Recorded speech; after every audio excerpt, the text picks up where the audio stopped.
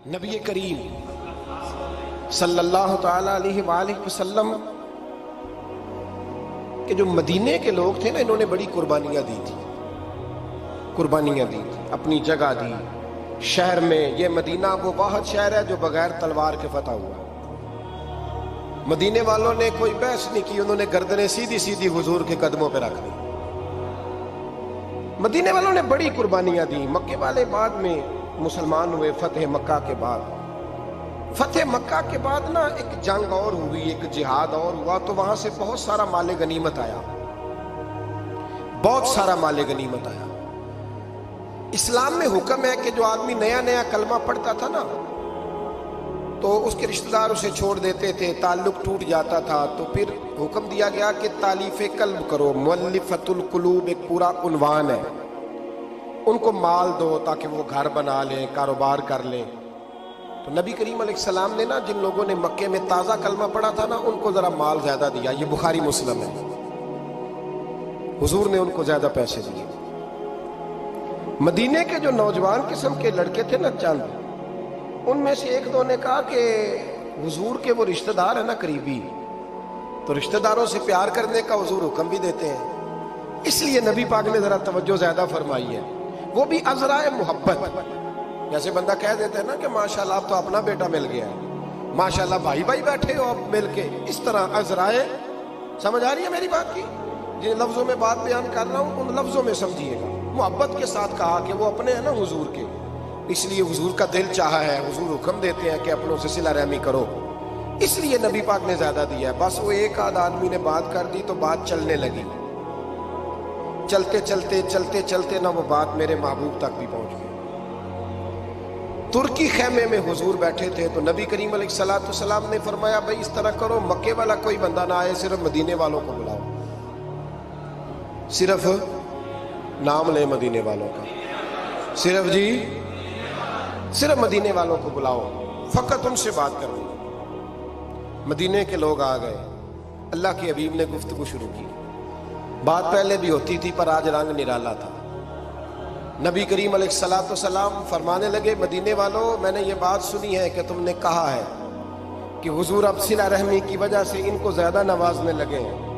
عرض کی یا رسول اللہ، وہ ایک آدھ نوجوان نے بات کی ہے، وہ ہماری مشترکہ رائے نہیں۔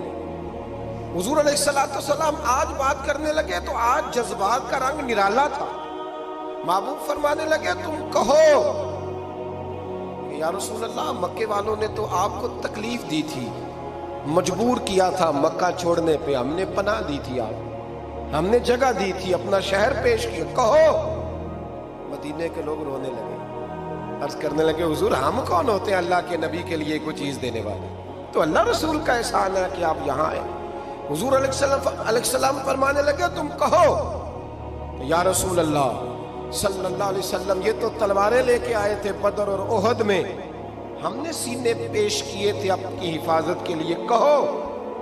عرض کی یا رسول اللہ، حضور وہ نوجوانوں نے بات کر دی، ہمارا مشترکہ معاملہ نہیں۔ مدینے کے لوگ روتے ہیں، حضور وہ تو اللہ رسول کا احسان ہے کہ آپ یہاں آئے۔ حضور نے فرمایا تم کہو کہ یہ تو آپ کو شہید کرنا چاہتے تھے، ہم تھے جنہوں نے تیر کھا کے سینے پیش کیے۔ مدینے کے لوگ رونے لگے، میرے محبوب کی آنکھوں میں بھی آنسو آ گئے۔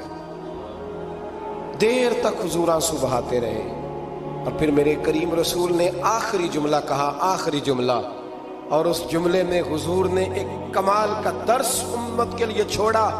فرمایا مدینے کے بھولے غلاموں، کیا تم یہ پسند نہیں کرتے کہ باقی لوگ اپنے گھر جائیں تو بھیڑ بکریاں لے کے جائیں، اور تم جب مدینے جاؤ تو اللہ کا رسول لے کے جاؤ؟ کیا تم یہ پسند نہیں کرتے کہ تم جب اپنے شہر جاؤ تو اللہ کا رسول لے کر کے جاؤ؟ او بھائی، کیا ہم یہ پسند نہیں کرتے کہ باقی لوگ بینڈ باجا، شو بازیاں، شوخیاں اور معاذ اللہ بے حیائیاں، فحاشیاں، عریانیاں جمع کریں، اور ہمارے حصے میں مصطفیٰ کی نعتیں آ جائیں، اللہ کا ذکر آ جائے، قرآن پاک کی تلاوت آ جائے، دعا آ جائے، اذکار آ جائے؟ کبھی کبھی زیادہ پریشان ہوتا ہوں، کبھی کبھی زیادہ۔ میں نے بہت ساری جنگیں کی ہیں اپنی زندگی میں، بہادر نہیں ہوں زیادہ، لیکن کچھ جنگیں کی ہیں۔ کچھ میں نے آغاز کیے ہیں کچھ چیزوں کا، تو کوشش کی ہے وہ جنگ پوری لڑنے کی. جیتا ہوں یہ ہارا ہوں یہ تو وقت بتائے گا، لیکن کوشش کی ہے. ایک بات ضرور ہے کہ اللہ رسول کے نام پہ جب آپ میدان میں لڑنے کے لیے نکلتے ہیں نا، تو جیتے نہ بھی نہ تو خالی لڑنے کا بھی بڑا ہی مزہ آتا ہے. یاد رکھنا، خالی لڑنے میں بھی بڑا مزہ ہے، بڑا چسکا ہے خالی لڑائی کرنے. خالی یاد ہے ایک جگہ پہ، میں بڑی شروع کی بات ہے، میں باز کر کے نکلا تھا ایک جگہ پہ، تو ایک صاحب نے مجھے کہا تھا کہ جو چورن آپ بیچنا چاہتے ہیں وہ اس زمانے میں کوئی نہیں خریدتا. لفظ انہوں نے کہے اور بڑے زور سے مجھے کہے کہ جو چورن آپ بیچنا چاہتے ہیں وہ اس دور میں نہیں بکتا. اس دور میں کچھ چاہیے، اور جس جگہ بیٹھ کے آپ بیچنا چاہتے ہیں یہاں تو بالکل نہیں بکتا. کچھ میک اپ کی ضرورت ہوتی ہے. میں خاموش رہا اس لیے کہ کچھ وقت ایسے ہوتے ہیں جن میں چپ بڑی اچھی ہوتی ہے. پھر کچھ عرصے کے بعد ان صاحب کا مجھے فون آیا کہ آپ ہمارے ادارے میں بھی آئے ہیں. تو میں نے کہا آپ چورن خرید لیں گے میرے والا؟ آپ خرید لیں گے چورن؟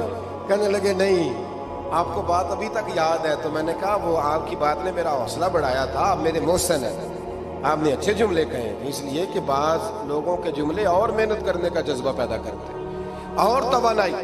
اپنی زندگی میں یہ سمجھ لیں کہ اللہ رسول سے تعلق لگانا ہے تو پھر اس کو انشاءاللہ بول کے بتائیے. نہیں جی آپ کی مہربانی، یہ لفظ آپ کو بولنا ہی پڑے گا. اللہ رسول سے رشتہ لگانا ہے تو پھر اس کو لو. میں سچی گل کرنا کچھ نہیں بولے جی، میں نے پتہ ہے نا جی. آپ اللہ رسول سے تعلق لگانا ہے تو پھر اس کو انشاءاللہ نبھانا ہے اللہ کے فضل سے. اور کہا وَلَا تَمُوتُنَّ إِلَّا وَأَنْتُمْ مُسْلِمُونَ، مرتے دم تک مسلمان رہنا، مرتے دم تک. حضرت عبداللہ مزنی رضی اللہ تعالیٰ عنہ کے بارے میں حضرت ابو ایوب انصاری فرمایا کرتے تھے کہ لوگوں کو مال اور دولت پر رشک آتا ہے، مجھے اس صحابی کی موت پر رشک آیا. یعنی مرنے کی کیا بات ہے، مجھے مزہ آیا. کہا کس طرح؟ فرمانے لگے عصر کے وقت نبی پاک نے انہیں دفن کیا، عصر کے وقت. اور جب ہم دفن سے فارغ ہوئے تو مغرب کا وقت ہو گیا تھا. اللہ کے رسول نے ان کی قبر پر پڑھا دعا کیا فرمائی. حضور فرمانے لگے اے اللہ عصر کی نماز تک میں اس سے راضی تھا، عصر کے بعد دفن کیا تو فرمایا عصر کی نماز تک اللہ میں راضی تھا، تو بھی اس سے راضی ہو جا. فرماتے مجھے رشک آیا اس شخص کے دنیا پہ جانے پر کہ یہ انداز بھی ہوتا ہے.